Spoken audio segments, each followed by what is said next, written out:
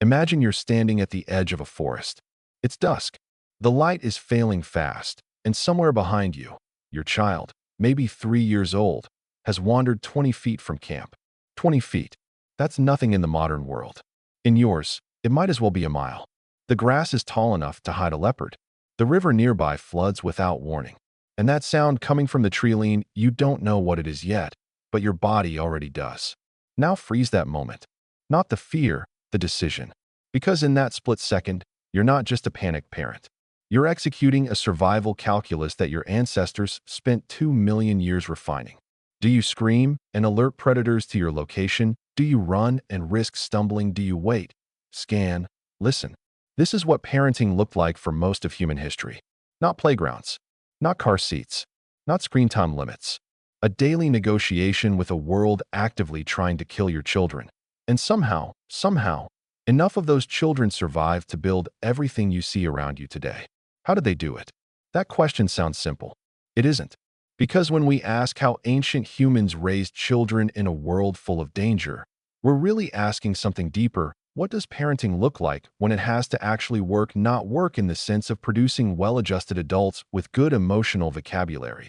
Work in the sense of producing adults, full stop, breathing ones. The stakes clarify things. And what the archaeological record, the anthropological fieldwork, and the cognitive science all converge on is a picture that's both radically different from modern parenting and uncomfortably familiar. Different in method, familiar in instinct.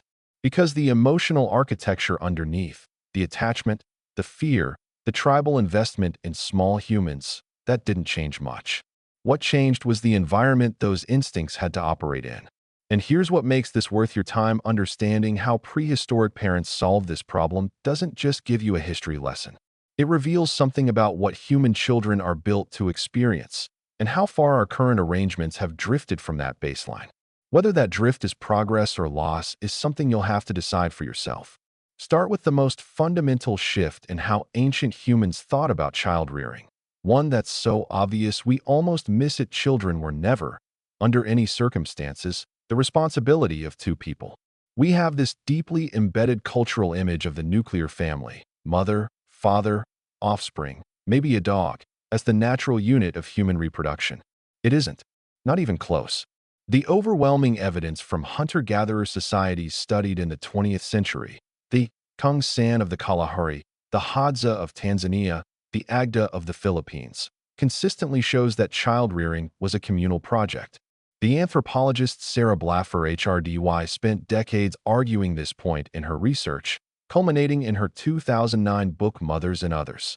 Her core insight: human children require so much investment for so long that a single mother cannot biologically provide it all. We are, in her terminology, cooperative breeders. What did that look like in practice? An infant in a hunter-gatherer band might be held by a dozen different individuals throughout a single day. Grandmothers nursed grandchildren when mothers were exhausted or deceased. Aunts carried infants during foraging. Older children, what researchers call child nurses, were responsible for younger ones almost as soon as they could walk steadily themselves. The child you were at age 7 in a prehistoric band was not playing. You were working. You were part of the childcare system. The implication here is significant. When we wonder how ancient parents handled danger, the first answer is they distributed it. No single adult was the last line of defense. The band itself was the defense. And that meant every adult in a group of 20 or 30 people carried an active stake in the survival of every child. Not out of sentimentality, but because child mortality in that context was an existential threat to the group's future. Now let's talk about what danger actually meant, because it wasn't a single thing.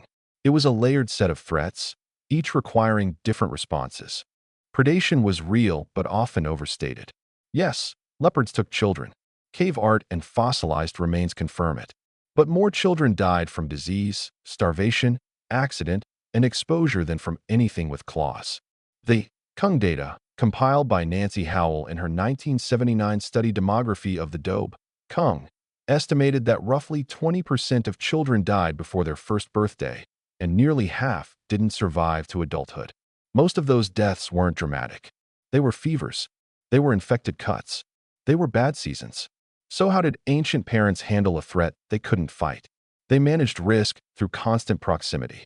The practice of baby wearing, carrying infants in slings or wraps against the body, isn't a modern trend.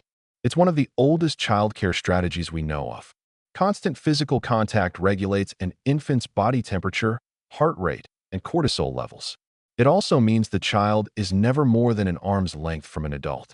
In environments where a crawling baby could reach a fire, a river, or a scorpion in seconds, that proximity wasn't just emotionally bonding.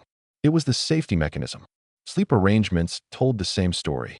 Co-sleeping, universally practiced across pre-industrial societies, served multiple functions simultaneously. It kept infants warm in the cold. It allowed mothers to nurse responsively through the night. And it meant that any disturbance to the child was immediately felt by the adults around it. The modern Western practice of putting infants in separate rooms to sleep is, in the context of human evolutionary history, genuinely bizarre. Not necessarily wrong, but strange. An aberration, not a default.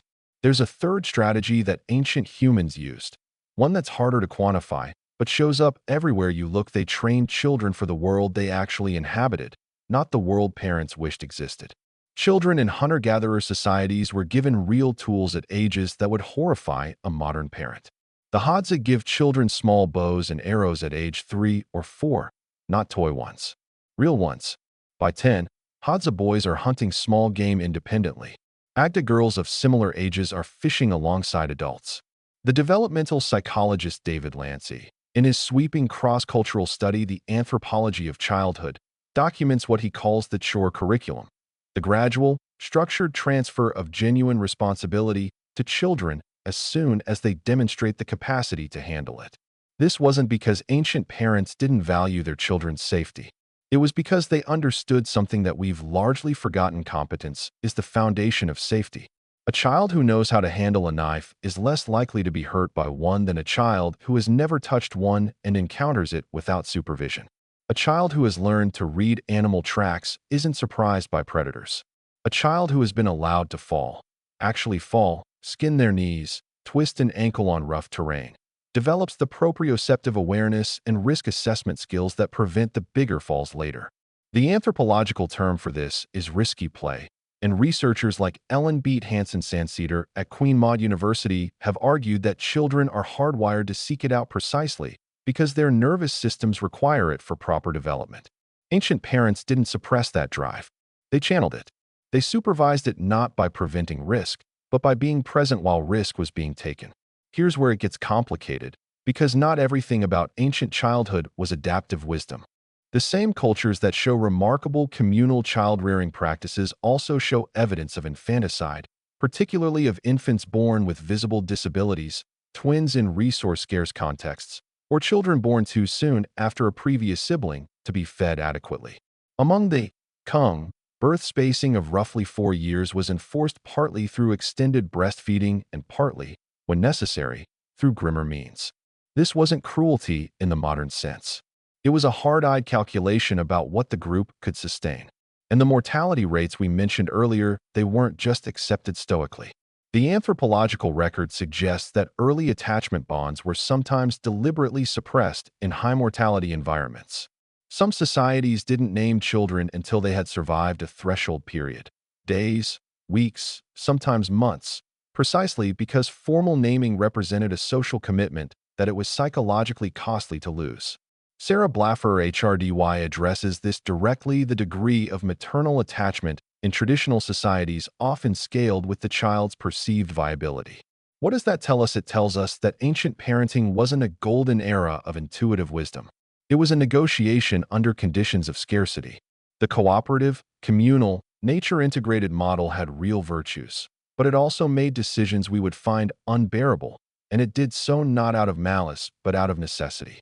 Romanticizing it would miss the point. The point is that the strategies were calibrated to the environment. And that calibration is the thing worth understanding. So what's the thread that runs through all of this? What's the actual insight hiding underneath the campfires and the bone tools and the infant slings? It's this: ancient humans succeeded at raising children not because they were tougher than us, or more in tune with nature, or possessed of some ancestral wisdom we've lost. They succeeded because they matched their strategies to their reality. Communal care because two parents couldn't do it alone. Constant proximity because the threats were immediate. Real tools and real responsibility because competence was the only reliable shield. Calculated emotional distance when the odds of survival were too low to justify full attachment. Every single one of those strategies made sense in context. And every deviation from our own modern parenting norms makes sense when you run it through the same filter. What threat is this response for what problem does it solve? The question that naturally follows, the one that should make you slightly uncomfortable, is whether our modern parenting strategies are equally well matched to our actual environment. We live in a world where child mortality is historically low, where the primary threats to children are largely invisible: mental health, social isolation, chronic stress, obesity, and where our instincts, built for a different world, keep firing anyway. We hover. We protect from the falls that would teach proprioception. We schedule the spontaneous play that nervous systems still need. We raise children in nuclear family units and wonder why both parents are exhausted. The ancient world didn't have better answers. It had different questions. The parents who kept their children alive in that world were running the same underlying algorithm you run when you watch your kid too close to the road. Assess the threat, calibrate the response, use whatever tools and people you have available. The difference is they were doing it with 20 other adults watching, in a world where the dangers were visible, immediate, and honest about what they were. There's something quietly devastating about that last part. The threats our children face now are rarely the kind you can scan a trillion for. They're slower. They're systemic. They're inside screens and inside social structures and inside the chemistry of too much cortisol over too many years. And we're trying to solve them with instincts built for leopards. That's not a reason to despair. It's a reason to think more clearly. The ancient parents who kept children alive didn't do it by relying purely on instinct. They built systems. They created the social structures, the knowledge transfer networks, the shared child-rearing customs that encoded solutions across generations. They were, in a real sense, designing. Imperfectly, under pressure, with terrible tools. But designing. We have better tools. We have the research, the cognitive science, the anthropological record. We have access to what worked across 2 million years of trial and error. The question is whether we're actually using it, or whether we're too busy optimizing for a threat landscape that no longer exists to notice the one that does. If this made you think about something differently, your own childhood, the way your culture handles kids, the gap between instinct and evidence, drop it in the comments. Not because the algorithm needs it, though it does, but because these conversations are actually the thing. The sharing of knowledge across a community. The distributed wisdom of people thinking out loud together. Which, if you've been paying attention, is exactly what kept human children alive for 2 million years.